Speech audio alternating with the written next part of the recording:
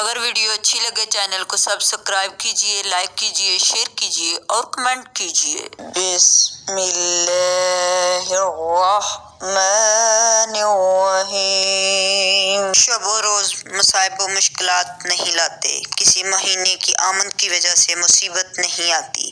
نہ کوئی دن منحوس ہوتا ہے، نہ کوئی مہینہ منحوس ہوتا ہے۔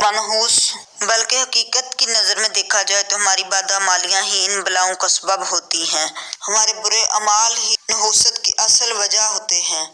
جیسا کہ سورۃ الشعراء میں آیت نمبر 30 میں اللہ تعالیٰ فرماتے ہیں، اور تمہیں جو مصیبت پہنچی وہ اس کے سبب سے ہے جو تمہارے ہاتھوں نے کمایا، اور بہت کچھ تو وہ معاف فرما دیتا ہے۔ یعنی اللہ تعالیٰ فرماتے ہیں جو مصیبت بھی تم پر پڑتی ہے وہ تمہارے کیے ہوئے اعمال کی وجہ سے ہوتی ہے۔ اس آیت کا مفہوم کچھ اس طرح سے بھی بنتا ہے کہ دنیا میں جو تکلیفیں مصیبتیں پہنچتی ہیں اکثر ان کا سبب سرزد ہونے والے گناہ ہوتے ہیں۔ مومنین سے بھی جو سرزد گناہ ہوتے ہیں ان کی وجہ سے ہی ان کو جو تکلیفیں پہنچتی ہیں ان تکلیفوں کا اللہ تعالیٰ ان کے گناہوں کا کفارہ کر دیتا ہے، اور کبھی مومن کی تکلیف اس کے رفع درجات کے لیے ہوتی ہے، جیسے کہ بخاری و مسلم میں حدیث میں وارد ہے، انبیاء علیہ السلام جو گناہوں سے پاک ہیں، چھوٹے بچے جو مکلف نہیں ہیں اس آیت کے مخاطب نہیں ہیں۔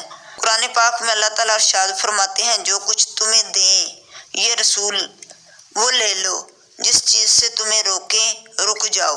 حضرت ابو ہریرہ رضی اللہ عنہ سے روایت ہے کہ نبی کریم صلی اللہ علیہ وآلہ وسلم نے فرمایا کہ اللہ تعالیٰ فرماتے ہیں کہ ابن آدم مجھے تکلیف پہنچاتا ہے، زمانے کو برا بھلا کہتا ہے، حالانکہ میں اس زمانہ کا پیدا کرنے والا ہوں، میرے ہاتھ میں تمام کام ہے، میں جس طرح چاہتا ہوں رات اور دن کو پھیرتا رہتا ہوں۔ عام طور پر علوم شریعت سے ناواقفیت کی بنا پر لوگوں میں کچھ ایسی باتیں بطور دین عقیدہ رائج ہو گئی ہیں جن کا شریعت اسلام سے دور کا بھی واسطہ نہیں۔ ان بے سروپا واقعات قصے کہانیوں کو فروغ میں زیادہ تر حصہ کم علم واعظین اور غیر مستند تحریری مواد کا ہے، کم علم رکھنے والے لوگوں کا ہے۔ ایسے ہی بے بنیاد مگر مشہور توہمات میں سے ایک ہے کہ ماہ صفر نزول آفات کا مہینہ ہے۔ اس میں خطرناک بات یہ بھی ہے کہ بیان کرنے والے نبی کریم صلی اللہ علیہ وآلہ وسلم کی ذات گرامی سے منسوب کرتے ہیں، جبکہ آپ صلی اللہ علیہ وآلہ وسلم کا ارشاد ہے، جس نے میری طرف سے وہ بات بیان کی جو میں نے نہیں کہی اس نے اپنا ٹھکانہ جہنم میں بنا لیا۔ یہ حدیث مبارکہ صحیح ستہ کے علاوہ حدیث کی تمام کتابوں میں موجود ہے۔ اصل میں عام سادہ لو عوام سنی سنائی باتوں کی بنا پر یہ سمجھتے ہیں کہ ماہ صفر صرف آفات اور بلاؤں کے نزول کا مہینہ ہے، حالانکہ اس کو صفر المظفر بھی کہا گیا ہے، اور اس وہم میں خیال باطل کی کوئی شرعی حیثیت نہیں ہے۔ حدیث صحیح کی روشنی میں اصل حقیقت پر نظر ڈالتے ہیں۔ حدیث مبارکہ یہ ہے کہ چھوت چھات کوئی چیز نہیں، سفر کی نحوست کوئی چیز نہیں، الو کی نحوست کوئی چیز نہیں۔ اس حدیث کا حوالہ سنن ابو داؤد، مسند احمد، صحیح بخاری، صحیح مسلم میں بھی موجود ہے۔ یہ روایت بحوالہ صحیح مسلم ان الفاظ کے ساتھ آئی ہے کہ جناب رسالت مآب صلی اللہ علیہ وسلم بیماری لگنے، وامہ کی نحوست اور ایک خاص تارے کے طلوع غروب ہونے کے اثرات پر اور سفر کی نحوست پر اعتقاد رکھنا باطل ہے۔ یہ بات ہر مسلمان کے لیے بنیادی عقیدے کی حیثیت رکھتی ہے کہ اللہ تعالیٰ کے مقرر کردہ خیر و شر یعنی تقدیر کامل پر ایمان رکھے، اس عقیدے کی حفاظت کرے۔ پیش نظر قرآن و سنت میں مسلمانوں کو اس قسم کے خرافات اور توہمات سے باز رہنے کی تلقین کی گئی ہے۔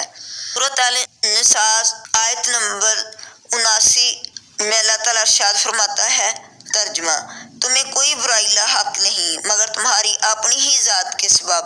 یعنی اس آیت میں فرمایا گیا ہے کہ کوئی بھی تمہیں برائی پہنچتی ہے، نقصان پہنچتا ہے، وہ سب کچھ تمہارے اپنے کیے ہوئے اعمال نامے کی وجہ سے ہے۔ علماء کی روشنی میں یہ بات واضح ہے کہ دنیا میں نازل ہونے والی آفات بلائیں انسانوں کے برے اعمال گناہوں کا نتیجہ ہوتی ہیں۔ حقیقت سے انحراف انسان کے اندر ایسی خفیہ طرز کی اعتقادی کمزوریاں اور توہمات پیدا کر دیتا ہے جس سے فائدہ اٹھا کر شیطان اسے شرک میں مبتلا کر دیتا ہے، جیسا کہ حضرت عبداللہ بن عمر رضی اللہ عنہ سے مروی حدیث مبارکہ ہے کہ جس شخص کو بدشگونی نے کسی کام کے کرنے سے روک دیا یقیناً اس شخص نے شرک کیا۔ مسند احمد میں ہے۔ سفر کے مہینے کو منحوس سمجھنا دور جاہلیت میں مصروف تھا، اور اہل عرب کہتے تھے کہ سفر نحوست والا مہینہ ہے، لہٰذا نبی کریم صلی اللہ علیہ وسلم نے اس کی نفی بیان فرمائی ہے۔ جیسے ابو داؤد میں نقل ہے کہ اہل جاہلیت ماہ سفر کو منحوس خیال کرتے تھے۔ یہاں اس بات کی وضاحت ضروری ہے۔ سفر کو منحوس خیال کرنے کا تعلق اسی پالی یا بدشگونی کے تصور سے ہے جو شریعت میں ممنوع ہے۔ ایسے ہی بعض تاریخوں، بعض دنوں کی نحوست کا تصور، جیسے بدھ کا دن، اس کے بارے میں بھی کہا جاتا ہے کہ یہ مستقل نحوست والا دن ہے، حالانکہ اس کے برعکس آپ صلی اللہ علیہ وسلم نے غزوہ احزاب کے موقع پر سوموار، منگل اور بدھ کے دن دعائیں فرمائیں۔ تو آپ صلی اللہ علیہ وسلم کی دعا بدھ کے دن ظہر اور عصر کے درمیان قبول ہوئی۔ ایک اور حدیث میں آپ صلی اللہ علیہ وسلم نے اس غیر اسلامی رویے کو توکل کے منافی فرمایا ہے، اور ایک اور جگہ فرمایا کہ نحوست کو کسی خاص زمانے مہینے سے مخصوص سمجھنا، جیسے سفر کا مہینہ وغیرہ، درست نہیں، کیونکہ تمام زمانے اللہ کے پیدا کردہ ہیں جن میں انسان مختلف اعمال کرتا ہے، پس وہ تمام اوقات جس میں بندہ مومن اللہ کی اطاعت میں مشغول ہوتا ہے برکت زمانہ یا وقت ہے، وہ تمام اوقات جن میں بندہ اللہ کی نافرمانی کرتا ہے اس لیے منحوس ہیں۔ تو نحوست دراصل اللہ کی نافرمانی کرنے سے ہے۔ جن اوقات میں اللہ تعالیٰ کی نافرمانی ہوگی وہی اوقات منحوس ہوں گے۔ اس لیے آپ صلی اللہ علیہ وسلم نے فرمایا کوئی زمانہ یا وقت یا دن منحوس نہیں، بلکہ جو بھی ہے وہ آپ کے اعمال نامے کا نتیجہ ہے۔ اس مہینے سے منسوب کچھ واقعات کو پیش نظر رکھ کر اس مہینے کو منحوس اور بلاؤں کا مہینہ کہنا غلط ہے، جو کہ غلط تصورات پر مبنی ہے۔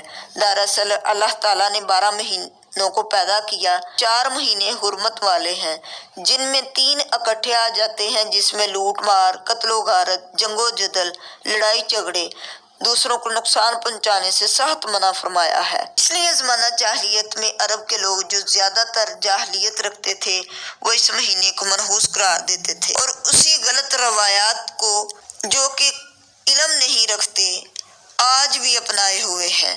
جیسا کہ اکثر عرب کے لوگ لوٹ مار، قتل و غارت کرنے کے عادی تھے، اسی پر وہ اپنی گزر بسر کرتے تھے۔ ان حرمت والے مہینوں میں وہ بڑی مشکل سے ختم ہونے کا انتظار کرتے اور اپنی لوٹ مار اور ظلم و ستم، لڑائی جھگڑے، قتل و غارت کو اس مہینے شروع کر لیتے۔ اسی لیے لوگ اس مہینے سے غلط تصورات کو پیدا کر کے ایسی منحوس قرار دیتے ہیں۔ جیسا کہ کچھ لوگ حج پر گئے ہوتے تھے، ان کی واپسی ہو رہی ہوتی تھی، کچھ اس مہینے میں جنگ پر جاتے، کچھ لوگ ڈر کے مارے اپنے گھروں سے دور چلے جاتے، اکثر گھر خالی ہو جاتے۔ علاقوں میں لوٹ مار، قتل و غارت عام، لڑائی جھگڑے عام ہونا شروع ہو جاتے۔ تو لوگوں نے اس مہینے کو منحوس قرار دے دیا۔ بہت ساری بدشگونیاں، تہمات جیسی اس مہینے میں، جیسے شادیاں نہ کرنا، مخصوص تاریخوں جیسے 3، 13، 23، 8، 18، 28 کو منحوس جاننا، آخری ہفتے یعنی بدھ کو منحوس قرار دینا، یا آخری ہفتے کو سیر و تفریح کو جانا، کاروبار بند کر دینا، پوریاں بانٹنا، آٹے کی گولیاں بنا کر تقسیم کرنا، غسل کرنا، خوشیاں منانا وغیرہ، یہ سب خود ساختہ باتیں ہیں، ان کا دین سے کوئی لینا دینا نہیں۔ لوگ مخصوص نوافل یا صدقات ادا کرتے ہیں تاکہ بلاؤں سے بچ سکیں، ایسا بھی کچھ نہیں ہے۔ صلی اللہ علیہ وسلم نے ہمیشہ چاند کی پہلی، دوسری یا تیسری جب بھی یاد آئے تو چاند کی دعا پڑھی، اور اکثر نفل بھی ادا کیے، اور اچھے مستقبل کی دعا کی، گناہوں سے بخشش مانگی، خیرات و صدقات بھی ادا کیے، لیکن کچھ مخصوص انداز سے نہیں، کیونکہ آپ صلی اللہ علیہ وسلم نے فرمایا ہے کہ صدقہ بیماری، پریشانیوں، بلاؤں کو ٹالتا ہے۔ اس لیے اگر آپ صلی اللہ علیہ وسلم کے بتائے ہوئے طریقے پر چلتے ہیں تو اس میں خیر اور بھلائی ہے، اور خود سے من گھڑت باتیں بنا کر ان پر عمل کرتے ہیں تو ان کا شریعت سے کوئی واسطہ نہیں ہے۔ اس لیے ہمیں سچے مسلمان ہونے کے ناطے اللہ اور اللہ کے نبی کے احکام کی پیروی کرنی چاہیے، نہ کہ جاہلیت کو بڑھاوا دینا چاہیے۔ جاہلیت کو بڑھاوا دے کر گناہ گار ہونا ہے ہم نے، تو اس لیے بہتر ہے کہ اللہ تعالیٰ کے احکام کی پیروی کی جائے، نبی کی پیروی کی جائے، ان کی بتائی ہوئی باتوں پہ چلا جائے۔ اللہ تعالیٰ ہمیشہ ہمارا حامی و ناصر ہو، ہمیں اپنے حکم پر چلنے کی توفیق دے اور ہمیشہ ہم سے راضی ہو جائے۔